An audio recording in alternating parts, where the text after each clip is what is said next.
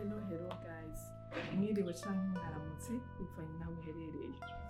Hama jewe nje kuganira namwe ubu uriko urabona video.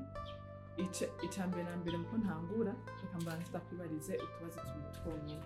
Akabazo ka mbere, ufise iyihe ndoto mu buzima bwawe? Akabazo ka kabiri, uriko urakora iki kugira iyo ndoto yawe wishikeko? Akenshi tugiye kubiraba abantu benshi rwose ikintu gituma badashika ku ndoto zabo canke kugira ntihagire ikintu na kimwe bimarira mu buzima bwabo ni iki? Nubwo buri muri bo. Nagomba ndaguhe akarorero nta kintu kigoye nk'umwana ariko ariga gutambuka. Nta kintu gihari kigoye nk'umwana ariko ariga gutambuka. Akenshi uzorabe umwana yariko ariga gutambuka, inshuro ashobora kugwa hasi ntazoharura. Kenshi kujya kuntu agwa rimwe akavyuka agasubira akagurya kabiri agasubira akavyuka agasubira akagurya gatatu agasubira akavyuka biramufasha. Amaze kumenya gutambuka ntasubira kwibuka za nshuro yagwa, umva bwababare yagira. Haro n'abagira akenshi haro n'abagira n'ibishondere mu maso akanakomereka. Umugabo amaze kumenya gutambuka aragira umunezero mwinshi. Amaze kumenya gutambuka aragira umunezero mwinshi hamwe adasubira no kwibuka za nshuro yago. Reka ndavuga akarero ka kabiri. Iyo umuntu ariko ariga ikinga, nk'abantu bobo bize ikinga ahantu camwe ntahura cane. Ikinga ntushobora kurimenya ritagutaye hasi, ritakuvundagaje hasi. Urumva kujya kuntu riguta hasi ari ikinga. Akenshi niyo umuntu yize ikinga, hari n'abusanga batigeze bamenya ikinga kubera ubwo bwoba bwo kugwa hasi. Hari n'abagira ibikomere bagakomereka. Ariko umaze kurimenya biba biryoshe cane.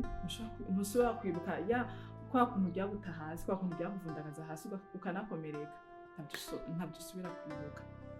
Rero ngomba ndakubwire wowe ufise ubwoba uriko urankurikira, sohora uwo muntu ari muri wewe. Uzi amayide ari mu bantu, uzi abantu bapfuye, amayide ari muri cimetière, amaproje ari muri cimetière, amatara y'abantu bari muri cimetière batasohoye muri bo. Umuntu ari muri bo batashoboye gusohora ayo mayide ari muri bo, batashoboye gusohora ayo matara. Ni benshi rwose. Ariko uri kurankurikira nibaze yuko udashaka kumera nk'abo bantu. Sohora iyo ide iri muri wewe, sohora iyo tara iri muri wewe, sohora iyo projet iri muri wewe. Uhagarike kuguma wicaye atakintu na kimwe uri kurakora. Sawa, nagomba ndakubaze nk'ikintu cane cane kubera bien sûr twese tuzopfa, nta muntu n'umwe azogusiga. Ushaka gusiga héritage iyihe? Quel est ton héritage ushaka gusiga kw'isi? Niyo wapfa bazovuga ati ni naka yapfuye. Sinzi ko ntahura ikintu cyane ndiko ndavuga cyane n'ikintu cy'ubwoba, nico ndiko ndibasirako cyane. Ariko nagomba ndakubaze héritage yawe ushaka inzo bimeze gute? Niyo wapfa bazovuga ati ni naka, ninde yapfuye. Reka ndakureke nk'akarorero Bob Marley. Lucky Dube, Bob Marley we yapfuye kera. Lucky Dube gusa we n'ubu 2007. Ariko nagomba ndakubwire yuko bakibavuga n'ubu mu mateka, bavuga ati harabaye naka. None nawe ushaka kuzopfa bavuga ati ninde yapfuye. Sinzi ko muriko murantahura cane ku kintu ndiko ndavuga cyane nk'umujene. Wowe mujene uri kuraraba ino video, ndashaka yuko 2025 ishobora kuba umwaka mwiza. Ariko uriko ukora iki mu mwanya? Ushaka kwimarira iki mu buzima? Kazoza kiwawe ushaka ukamera gute? Kubera ico uri kurakora uyu munsi niyo kazoza kiwawe kejo. Nyamba wicaye ejo naho nyene hazogera wifumbereje. Canke uri muri babantu bamwe bavuga ati nk'ubu kubaho n'uno munsi ivyejo biraba bejo.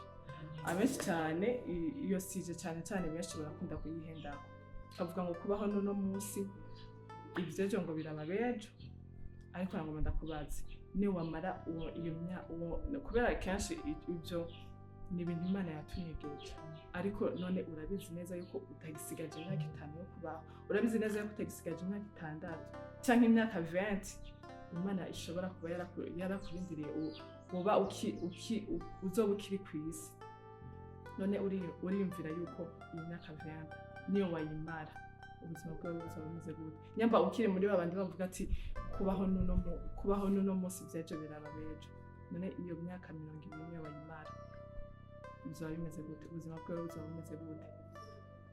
Kubera nagomba ndakubwire yuko mu buzima uvyemera uvyanka, ubikunda utabikunda, hariho souffrance zibiri mu buzima uzoteza guhura nazo.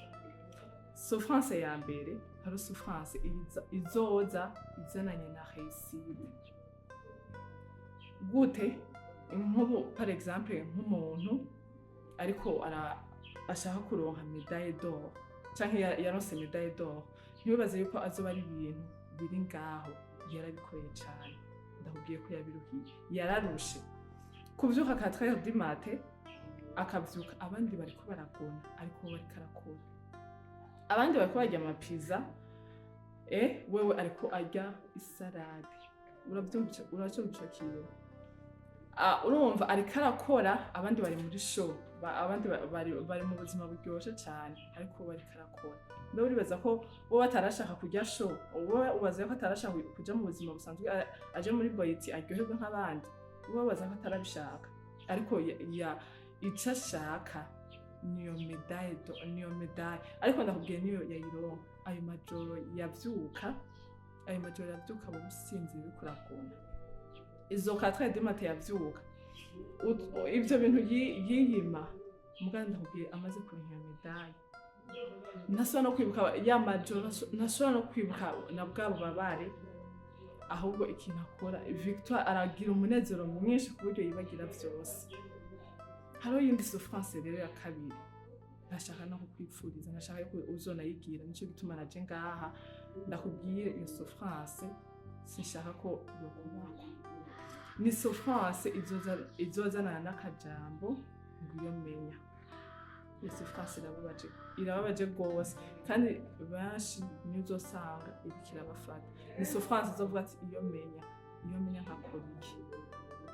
Kubera akenshi ndabona kubwira ko ivyitwazo mu minsi ni vyinshi gose, ariko nyamba uvuga ati nafashe decision yo gukora, nta cyitwazo na kimwe kizoza gituma udakora.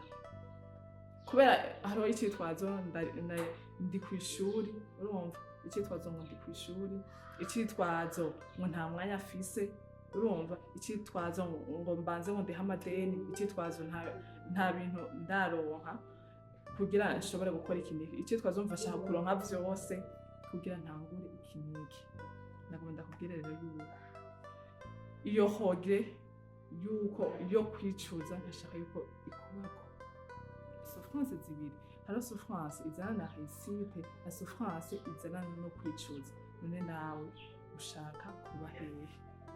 Ikibazo mwinshi wawe wibaze kandi wishura.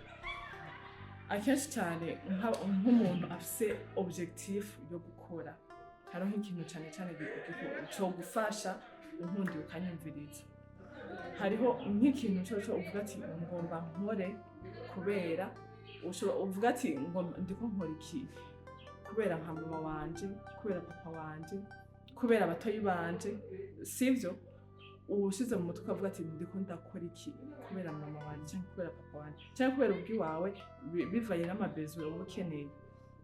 Ibyo bizogufasha cyane. Cyangwa nko muri chambre wandika ahantu ku buryo ukicugura umuryango uterwa na kakajambo ati ntegerezwa kubikora kubera naka. Ibyo bizogufasha cyane. Merci beaucoup. Wewe waravye no video ukayitangura ukayimara, ariko nibaze yuko atakana na kamwe utoba wakuye muri no video kakubatse ugiye gukurikiza. Nibaze yuko ugiye gufata ingingo nziza kandi kazoza kawe kazoba keza cyane.